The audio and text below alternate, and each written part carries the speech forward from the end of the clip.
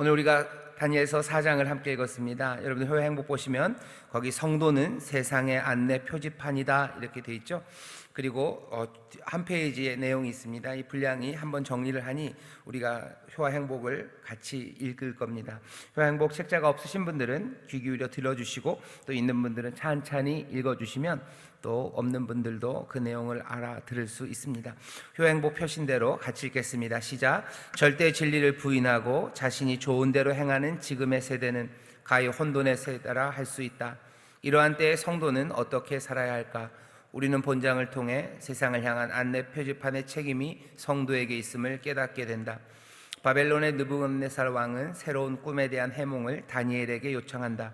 그는 다른 박수와 술객들이 해석하지 못한 꿈을 다니엘은 해몽할 수 있다고 확신한다. 다니엘에게는 다른 사람에게서 발견할 수 없는 거룩한 신들의 영이 함께 하심을 알았기 때문이다. 왕의 기대대로 다니엘은 왕이 꾼 큰 나무의 꿈을 해석하고 장래 일의 대처 방법까지 제시한다. 비록 느부갓네살 왕이 다니엘의 충고를 충실하게 따르지 않아 큰 어려움을 겪지만 다니엘의 해몽은 사실로 정확히 입증되었다. 신분으로 따지면 다니엘은 식민지의 일개 포로민에 불과하다. 그러나 그를 대하는 느부갓네살의 태도는 특별하다. 이것은 다니엘에게 영적 권위가 있었기 때문이다.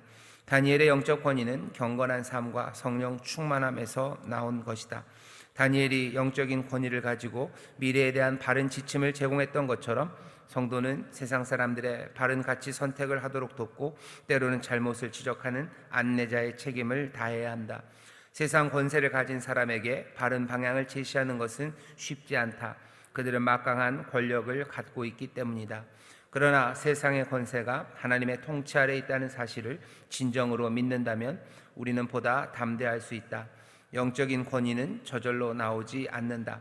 우리가 말씀을 생활하고 성령님을 늘 인정하면 세상 사람들도 그 권세를 알아본다. 아멘.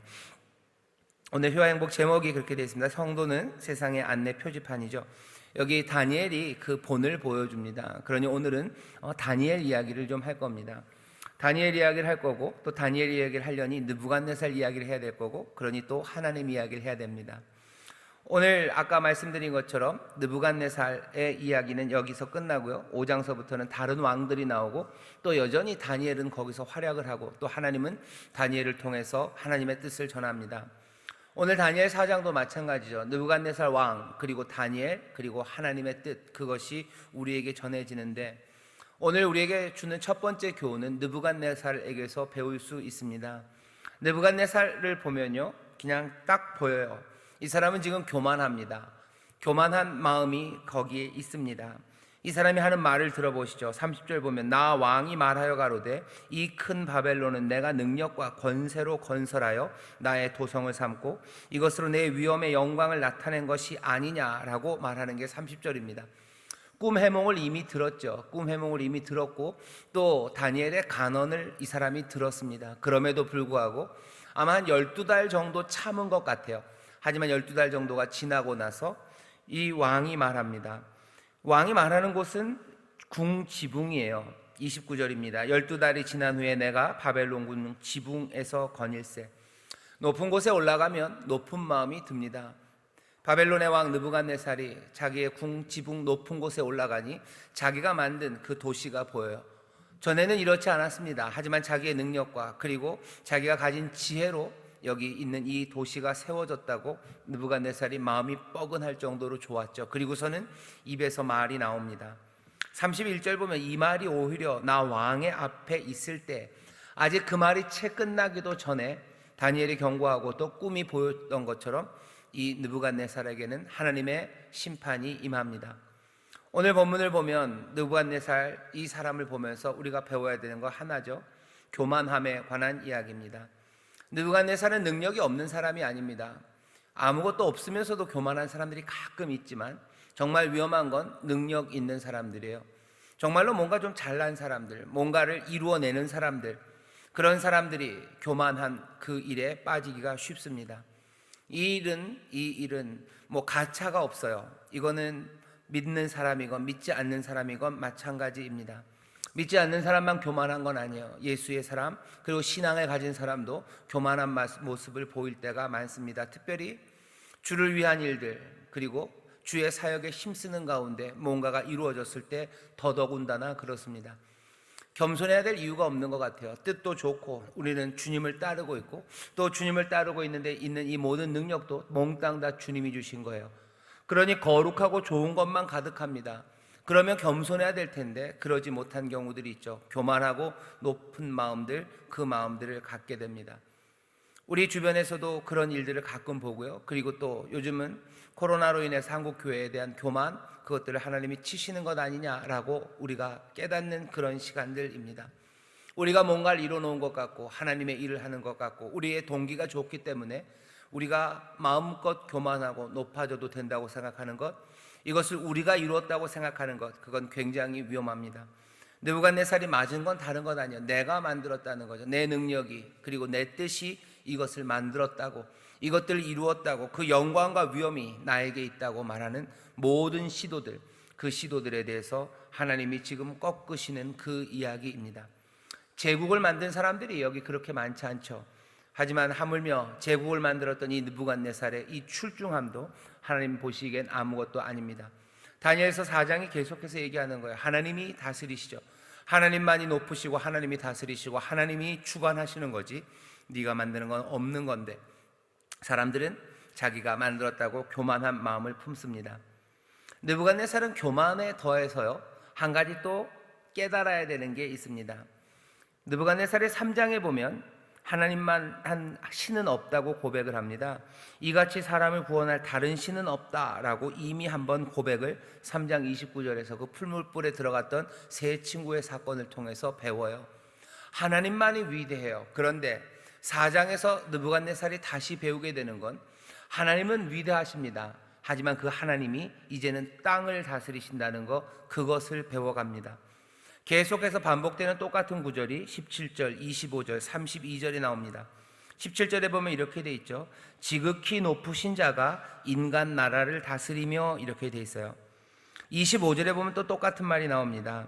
그때 지극히 높으신 자가 인간 나라를 다스리며, 32절에 또 나오죠. 지극히 높으신 자가 인간 나라를 다스리며 자기 뜻대로 그것을 주신다, 그렇게 고백합니다. 지극히 높으신 자가 인간 나라를 다스려요. 지극히 높으신 하나님이 땅을 다스립니다. 느부갓네살이 배워야 됐던 건 그 사실입니다. 느부갓네살이 교만했던 이유는 하나님은 높으신 하나님이에요. 하지만 이 바벨론은 내가 지은 거예요 라고 생각합니다. 사람이 그럴 수 있을까? 아니요, 사람이 그럽니다. 어떤 식이냐면 이런 식이에요. 하나님의 것은 하늘에, 그리고 이 땅은 나에게요.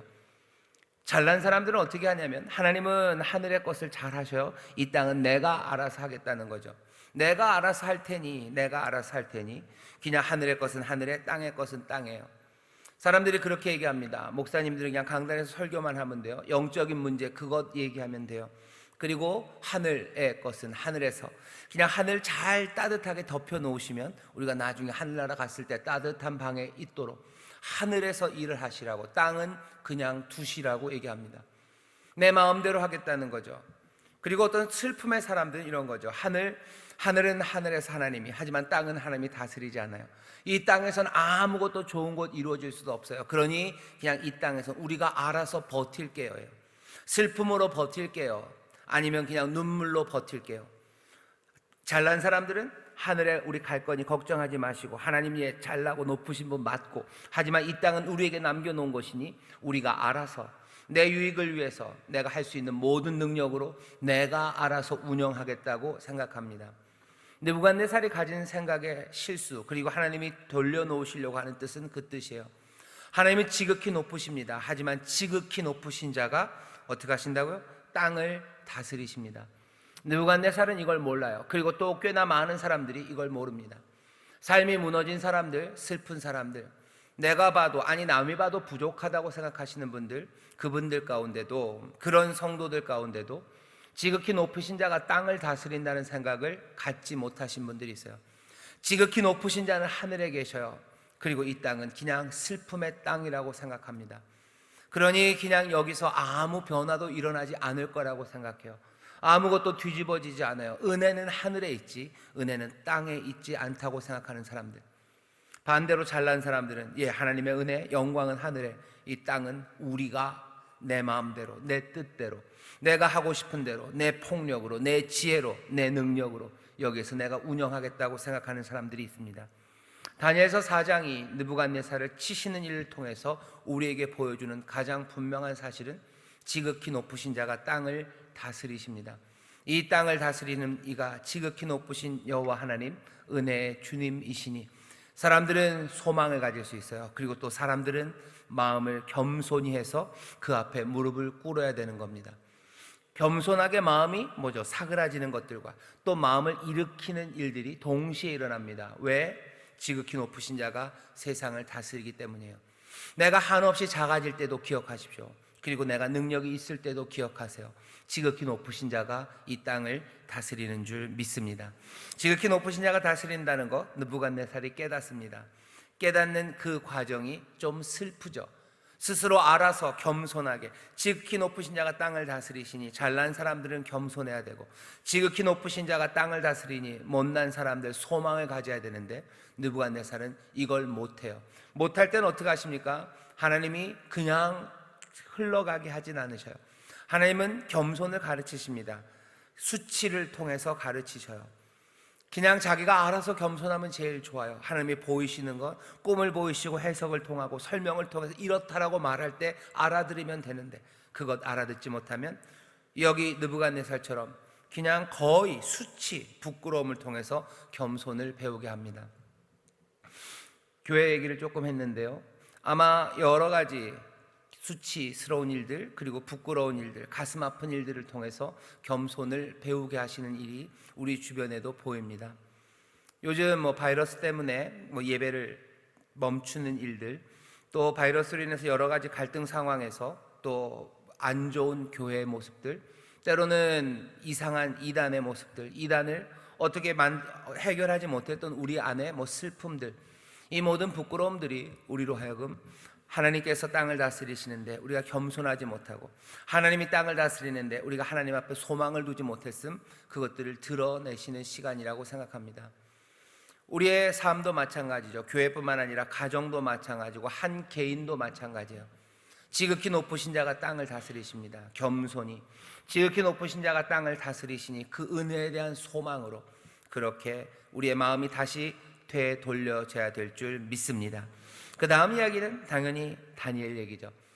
느부갓네살이 꿈을 꿉니다. 아무도 해석 못해요. 누가 와야 됩니까? 다니엘이 와야 돼요. 2장에서도 한번 해봤었어요. 2장에서는 이 느부갓네살이 똘똘합니다. 꿈을 해석한다는 사람들을 다 불러 모아요. 그리고서 내 꿈이 뭐게서부터 물어봐요. 내가 꿈을 말하면 니들이 아무거나 갖다 붙일 것 같으니 너희들이 그렇게 출중하다면 내 꿈이 뭔지를 미리 말하고 해석하라죠. 아무도 그 일을 못한다고 합니다. 그때 나와서 하나님이 주시는 지혜로 그 꿈을 해석한 사람이 다니엘이에요. 다니엘이 나와서 이건 내가 잘나서 아닙니다. 하나님이 나에게 알리신 겁니다. 왕은 이런 꿈을 꾸셨고 그 꿈은 이런 내용입니다 라고 설명했던 바로 그 다니엘입니다. 느부갓네살이 꾼 꿈은요, 나무 하나가 있어요. 꿈은 아주 간단합니다. 엄청나게 큰 나무, 그 나무가 무너지는 거죠. 결국 철사로 꽁꽁 묶어놨다가 다시 회복되는 이야기예요. 하나님께서 느부갓네살을 치셔요. 그 나라가 크고 위대하지만 하나님이 그 나라를 치셔서 부끄럽게 만드시고 결국은 하나님이 지극히 높으신 자가 땅을 다스리는 것, 그것 깨닫게 하실 거라고 꿈 해석을 합니다. 이 다니엘의 꿈 해석이 오늘 본문의 19절부터 27절까지 쭉 나오는데, 여기서 우리가 보아야 될 게 있습니다. 먼저는 이 꿈의 이야기를 다니엘이 듣고 19절 보세요. 벨드사살이라 이름한 다니엘이 얼마 동안 놀라 벙벙하여 마음이 번민하여 하는지라. 왜 이 꿈을 듣고 다니엘이 마음이 벙벙합니까? 왜 마음이 철렁철렁합니까? 내가 해석하지 못할까 봐? 아니요, 다니엘은 해석하는데 전혀 문제 없습니다. 왜 다니엘은 그 꿈의 이야기를 듣고 마음이 벙벙했을까?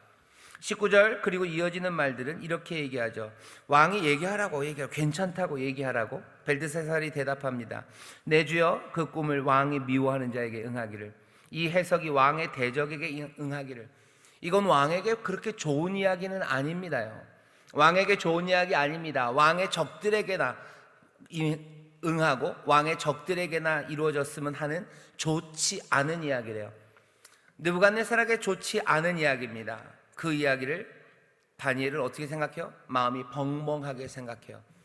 이 얘기는 벨드사살이라 하는 이 다니엘은 누구 편이에요? 느부갓네살 편입니다. 느부갓네살에게 좋지 않은 것, 다니엘도 좋지 않다고 생각하는 거예요. 당연한 거 아닐까? 아니요, 생각해보면 당연하지 않습니다. 왜냐하면 느부갓네살이 누굽니까? 예루살렘을 깨뜨린 왕이에요. 예루살렘은 완전히 불태운 사람입니다. 예루살렘에 있었던 수많은 사람들을 바벨론으로 끌고 왔던 왕이에요. 어떻게 보면 원수입니다. 잔인한 왕이에요. 능력이 많고 훌륭해서 뭔가 문화와 제국을 만들어가지만 유대인들 그리고 이스라엘 사람들의 입장에서 보면 말도 안 될 만큼 우리를 침략하고 약탈했던 약탈자입니다. 그 약탈자에게 나쁜 일이 생기는 것, 그가 꺾여서 이제 그 나무가 꺾인다는 이야기, 그 이야기는 어쩌면 듣고서 속으로 흐흐흐 하고 웃어야 될 이야기인지도 몰라요. 왕 앞에서는 얼굴을 좀 슬프게 만들지만 속으로는 느부갓네살, 드디어 네가 이젠 가는구나, 잘 가라 라고 얘기해야 되고 기뻐해야 되는 그런 소식입니다. 하지만 오늘 본문을 보면 다니엘은 그러지 않아요. 느부갓네살이 꺾인다는 그 이야기에, 교만함 때문에 하나님이 그에게 수치를 주어서 겸손으로 이끌어 가실 거라는 그 이야기에 다니엘은 슬퍼합니다. 그리고 가슴 아파합니다. 어안이 벙벙해요. 이러면 안 되는데 싶은 거예요. 다니엘은 누구를? 느부갓네살을 사랑합니다. 이 사랑이 당연히 남녀간의 사랑 일리는 없고요. 그리고 이제 완전히 무슨 친일파처럼 전향해서 바벨론에 완전히 그냥 영혼을 팔아버린 그런 다니엘이기 때문에도 아니에요. 1장부터 쭉 보면요, 다니엘은 바벨론의 영혼을 팔지 않은 사람이에요. 그 세 친구와 함께 왕이 주는 음식 그거 먹지 않았던 사람들이에요. 다니엘의 세 친구 그 풀무불로 얼마든지 들어갈 만한 사람이에요. 왕이 만들어놓은 그 금신상에 절하지 않는 사람들이에요. 영혼을 바벨론에 팔지 않았습니다. 여전히 바벨론은 적국이에요. 그런데도 불구하고 바벨론의 이 왕 느부갓네살을 이 사람 다니엘은 사랑합니다. 이게 뭘까 싶은 거죠. 이게 뭘까? 이건 우리가 알아들어야 되는 이야기예요. 들어본 적이 있는 이야기입니다.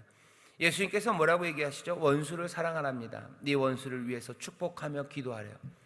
다니엘은 느부갓네살을 축복합니다. 그리고 그 사람을 사랑해요. 주께서 원수를 사랑하라고 하신 것처럼 그렇게 사랑합니다. 그리고 그것은 주님을 닮은 그 사랑의 마음입니다. 에스겔서 33장 11절 보면 이런 말씀이에요. 주 여호와가 말한다 하시며 이렇게 얘기하시죠. 악인의 죽는 것 내가 그거 기뻐하지 않는다. 악인이 그 길에서 돌이키는 것, 그래서 살게 되는 것, 그게 내가 기쁘다. 이스라엘아 너희들 돌이켜서 살아라 라고 얘기하셔요. 악인이 죽는 것 기뻐하지 않으십니다. 주님이 그러셔요. 악인이 돌이켜서 사는 것 그것 기뻐하십니다. 주님은 그런 분이셔요. 다니엘은 그 주님을 닮았어요. 느부갓네살이 악인이고 악을 행하고 자기들을 약탈한 사람이어도 그 사람이 돌이켜서 잘 되는 걸 바라는 사람입니다. 그 사람이 돌이켜서 하나님 앞에 은혜 누리기를 바라는 사람이에요. 원수를 사랑하는 마음, 그 마음이 여기 다니엘에게 있습니다. 성도는 세상의 안내 표지판이에요. 세상에 하나님의 뜻이 이루어지기를, 지극히 높으신 자가 땅을 다스리는 그 일이 이루어지기를 바라는 사람, 그래서 그 소식을 전하는 사람, 그 사람은 이 사랑의 마음 없이는 제대로 그 일을 감당하지 못합니다. 오늘 이 말씀은 우리에게 굉장히 충격적입니다. 느부갓네살 그리고 다니엘 그 사이. 다니엘은 바벨론으로 끌려가서 영혼을 판 사람이 되었나? 아니요, 영혼을 팔지 않았어요. 그럼 그 마음에 계속해서 분노와 미움의 마음을 품고 있나? 아니요, 그러지도 않습니다. 세상에 나가서 우리의 자녀들이 어떻게 살아야 될지, 어쩌면 세상에 나가서 하나님의 백성들과 사명을 받은 이들이 어떻게 살아야 될지 그 모습을 보여줘요. 우리가 세상에 있습니다. 하지만 우리가 세상에 영혼을 판 사람은 아니에요. 세상에 영혼을 팔 수 없습니다. 하지만 세상을 사랑하는 일들, 예수님이 이 땅에 오시죠. 예수님이 이 땅에 오실 때 세상은 예수님을 밀어내요. 원수같이 대합니다. 당연히 하나님의 의에 거기에 반대 있는 불의의 세상이에요. 하지만 주님께서 이 땅을 오셔서 이 세상을 보실 때 이 세상이 잘 되는 걸 즐거워하시지 이 세상이 망하는 걸 기뻐하지 않으셔요. 십자가에 달리셔서 돌아가실 때도 자기를 못 받고 조롱하는 모든 이들을 위해서 예수님이 하신 일은 전심을 다해서 정말로 사랑하심으로 저들이 몰라서 그런 거라고 저들을 용서해 주시기를 하나님 아버지께 구합니다. 세상에 뭔가를 전해야 되는 사명이 우리 가운데 있어요. 다니엘에게서 우리가 배워야 되는 건 뭡니까?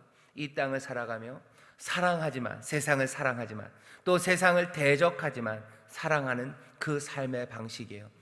느부갓네살 그 왕을 향해서 다니엘은 그 사랑을 보입니다. 다니엘이 또 했던 하나는요, 27절입니다. 꿈을 해석하는 건 주께서 주신 지혜예요. 그리고 마지막 27절에 다니엘이 이렇게 말합니다. 그런즉 왕이여 나의 가난한 것을 받으시고 공의를 행함으로 죄를 속하고 가난한 자를 긍휼히 여김으로 죄악을 속하소서. 이 얘기는 다니엘의 용기입니다. 느부갓네살 왕이 다니엘에게 꿈 해석하라고 그랬지, 그 해석에 관해서 자기한테 뭐 충고하라고 그러지 않았어요. 그런데 다니엘은 지금 이 충고를, 이 간언을 느부갓네살에게 합니다. 요구하지 않은 것들을 이 관리가 지금 왕에게 이야기하는 거예요. 그리고 그 내용 자체가 그렇게 썩 즐거운 내용이 아닙니다. 즐겁지 않을 뿐만 아니라 목숨을 내놓을 만한 일입니다. 도전하는 일이에요. 뭐라고 얘기하는 겁니까? 느부갓네살 왕, 당신이 죄를 지었다는 거죠. 당신은 죄를 지었어요. 죄를 속해야 합니다. 긍휼히 여김을 받아서 죄를 속해야 됩니다. 어떻게요? 공의를 행함으로, 가난한 자를 긍휼히 여김으로. 왜 이제껏은 공의를 행하지 않았고, 이제껏 가난한 사람들 긍휼히 여기지 않았고, 바벨론이 이렇게 선 것, 당신의 수고가 아니라 많은 사람들이 자기의 자유와 그리고 재산과 그리고 생명을 빼앗김으로 이렇게 된 것 아닙니까? 그러니 공의와 그리고 또 가난한 자를 긍휼히 여김으로 그 죄악을 돌이키라고, 말도 안 되는 이 도전을 왕을 향해서 회개하라고, 그렇지 않으면 더더군다나 뭐요? 그러면 수치를 당하게 될 거라고 위협합니다. 왕에게 죄를 지었다고 얘기하는 거야. 돌아서라고 얘기하는 거야. 그러지 않으면 너 수치를 당할 거라고. 이 감당할 수 없는 이야기가 다니엘에게서 쏟아져 나옵니다. 다니엘의 용기예요. 이런 용기가 어디서 나왔을까? 아마 앞에 있었던 그걸 겁니다. 느부갓네살을 사랑하기 때문이에요. 주님을 닮은 사랑이, 주님을 닮은 용기로 나타난 다니엘입니다. 우리가 다니엘 하면 다니엘 학습법 얘기가 제일 머리에 팡 떠올라요. 나쁘지 않습니다. 다니엘처럼 하나님을 향해서 뜻을 정하고 성실하게 기도하면서 세상에 물들지 않고 내가 할 일을 감당하는 것, 그렇게 되면 어떻게 돼요? 하나님께서 높이시고 하나님이 사용하신다. 다니엘 학습법이 얘기해요. 뜻을 정하고, 그죠? 기도하고 말씀 읽고, 그리고 또 세상과는 달리 세상의 것들을 버리고 하나님을 따라요. 하지만 오늘 본문에서 우리에게 알려주는 건 다니엘이 그렇게 갔다는 것만은 아닙니다. 어쩌면 더 중요한 것은 성실해야 되죠. 그리고 기도해야 되죠. 그리고 말씀 따라 살아가야 되죠. 이건 기본이에요. 그리고 다니엘서를 통해서 우리에게 보여주는 어쩌면 하나 미묘한 뉘앙스 하나는요, 다니엘의 이중적인 태도입니다. 다니엘은 늘 살아가는 그 삶에서요, 예를 말해요. 그리고 아니오를 말합니다. 바벨론에 대해서 예라고 말해요. 그리고 바벨론에 대해서 아니오라고 말합니다. 왕의 신하가 되는 것에 대해서는 예, 하지만 왕의 음식을 먹는 것에 대해서는 아니오라고 말합니다. 세상을 향해서 비판적인 마음을 그대로 갖고 있습니다. 하지만 동시에 그 세상에서 영향력 있는 사람으로 커가는 그 일을 바벨론에서 다니엘이 포기하지 않습니다. 이 세대가 어그러지고 거스르는 세대예요. 하지만 이 세대에서 우리를 빛과 소금으로 부르셨어요. 우리를 이 땅에서 떠나라고 하지 않으셔요. 여기서 예입니다. 하지만 빛과 소금으로 산다는 건 아니오라고 살아가는 거예요. 어쩌면 우리의 자녀들이 예와 아니오를 구별할 수 있어야 돼요. 다니엘이 바벨론에서 예 그리고 아니오, 내 직장에서 예 그리고 아니오입니다. 내 직장에서 몽땅 다 아니오라고만 말할 수는 없어요. 내가 해야 될 그 일들이 분명히 있습니다. 그리고 그 일을 사랑으로 하는 거예요. 사랑으로 하기 때문에 같이 가슴 아파하고, 사랑으로 하기 때문에 용기 있게 말합니다. 사랑으로 아니오라고 말하고 또 사랑으로 예라고 말할 수 있는 사람들, 그 사람들이 다니엘처럼 그 사명을 감당하는 멋진 사람으로 커갑니다. 오늘 여기 우리 자녀들이 나와 있어요. 그리고 또 자녀들을 가르쳐야 되는 우리 부모님들 계셔요. 우리 어린 자녀들에게 그리고 다음 세대에게 신앙을 본을 보여야 되는 우리 또 재직들 함께 나오셨어요. 우리가 무엇을 보여주고 무엇을 가르칠까? 우리의 자녀들이, 아니 우리는 도대체 어떻게 이 세상에서 살아갈까 합니다. 우리는 예루살렘에서 사는 사람들과는 좀 거리가 멀어요. 오히려 바벨론에 사는 사람들처럼 지금 살아갑니다. 우리가 이 전을 나가면 바벨론 같아요. 세상의 문화와 세상 것들이 가득한 곳이에요. 그곳에서 나와 내 자녀들은 어떻게 살까요? 다니엘은 어떻게 삽니까? 예, 다니엘 학습법이 얘기한 것처럼 하나님 앞에 받은 뜻을 정하고요, 그리고 또 기도하고 말씀 읽고 세상에 물들지 않고 아이고 이게 안 펴지네요. 예, 그렇게 합니다. 그런데 그 일들을 하면서 우리가 배워야 되는 것, 도대체 그곳에서 어떻게 살까요? 어떤 사람들은 아니오라고만 말하라고 그래요. 어떤 사람들은 그냥 예라고 얘기하고 교회로 들어왔을 때 그때 세상을 향해서 아니오라고 말하라고. 그건 굉장히 치사합니다. 그렇지는 않아요. 바벨론에서 어떻게 삽니까? 세상에서 어떻게 살아요? 예라고 생각하는 것 성실하게 감당하셔요. 공무원이 있습니까? 공무원으로 성실하게 일하셔요. 예라고 얘기하는 것에서 예라고, 하지만 아니오라고 하는 것에 대해서는 분명히 아니오라고. 그 일들로 하나씩 하나씩 내가 맡겨진 사명, 나에게 주어진 그 부르심을 감당할 수 있습니다. 세상에 대해서 예라고 하는 것에 대해서 여러분들 너무 괴로워하지 마셔요. 예라고 할 수 있습니다. 하지만 아니오라고 하는 것에 대해서 분명히 아니오라고 말할 수 있는 우리의 자녀들로 가르쳐야 돼요. 세상에 대해서 몽땅 다 예라고 얘기하지 마셔요. 세상에 대해서 몽땅 다 아니오라고도 얘기하지 마셔요. 지금 여기는 바벨론, 우리는 지금 거스르고 그리고 어지러운 세대를 살아가고 있기 때문입니다. 이 구별을 어떻게 합니까? 성령님 우리를 도우셔요. 그리고 믿음의 선배들이 그 본을 보이셔야 됩니다. 어떻게 살아가는 삶이 예와 아니오를, 적어도 여기 다니엘이 우리에게 보여줘요. 다니엘은 성실하게 느부갓네살을 사랑합니다. 바벨론을 사랑해요. 바벨론을 위해서 기도합니다. 왜 세상을 위해서 기도합니까? 예레미야가 그러죠. 너희들 잡혀가거들랑 바벨론을 위해서 기도해라. 바벨론을 위해서 기도해라. 그것이 그냥 거기가 편안해야 너희도 편안해야 된다는 건 넘어서는 것 같아요. 하나님이 그리고 주님이 하셨던 일이고 주께서도 바벨론을 여전히 사랑하고 계시기 때문이에요. 돌아서기를 바라기 때문입니다. 오늘 세상의 안내 표지판으로 우리를 부르셨어요. 하나님은 이 사람 느부갓네살을 12달을 기다리셨습니다. 하지만 계속 기다리지는 않으셔요. 옆으로 그냥 계속 물러나 계시진 않습니다. 분명히 하나님이 개입하시고 지극히 높으신 자가 땅을 다스리시고 하나님의 뜻이 하늘에서 이루어진 것처럼 땅에서도 분명히 이루어지게 하십니다. 그 일이 수치와 아픔으로가 아니라 다니엘처럼 깨달음으로 겸손하게 하나님의 뜻, 그 뜻을 따라가기 시작할 때 우리의 삶에도 기쁨이, 그리고 또 우리의 삶을 통해서 다른 많은 이들이 하나님의 복된 삶으로 진리로 나오는 역사가 시작될 줄 믿습니다. 우리 교회가, 그리고 우리의 자녀들이, 또 우리 믿음의 가정들이 그렇게 쓰임되기를 바랍니다. 수치를 당하는 가정이 아니라 하나님 앞에 겸손하게, 또 하나님 앞에 소망을 둠으로써 오히려 세상을 향해서 지극히 높으신 자가 세상을 다스림을 전하는 믿음의 가정들 되기를, 그렇게 또 주께서 이 땅에서 부르신 그 사명을 아름답게 감당하는 이들이 되기를, 성령의 도우심으로 세상에 대하여 예와 아니오를 분명히 말함으로 하나님의 은사와 선물로 가득 채워져 주가 말씀하신 대로 이 땅에 빛이 되시고 또 소금이 되는 그 역할 감당하는 믿음의 가정 되시고 우리의 자녀들 되기를 주의 이름으로 축원합니다. 기도하겠습니다. 하나님 감사합니다. 우리의 자녀들이, 또 우리 믿음의 가정들이 비록 바벨론에 있으나 하나님의 은혜 안에 거함을 믿습니다.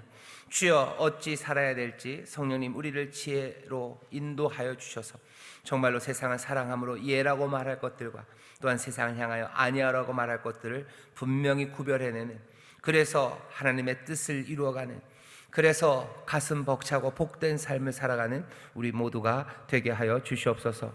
아버지 하나님, 이 일들이 주의 은혜와 능력 그리고 사랑 안에서 이루어질 줄 믿사오니 하나님, 기도하며 주 앞에 나갈 때마다 성령 안에서 새 사랑과 은혜로 가득 채워 주옵소서. 감사드리며 예수님 이름으로 기도하옵나이다. 아멘.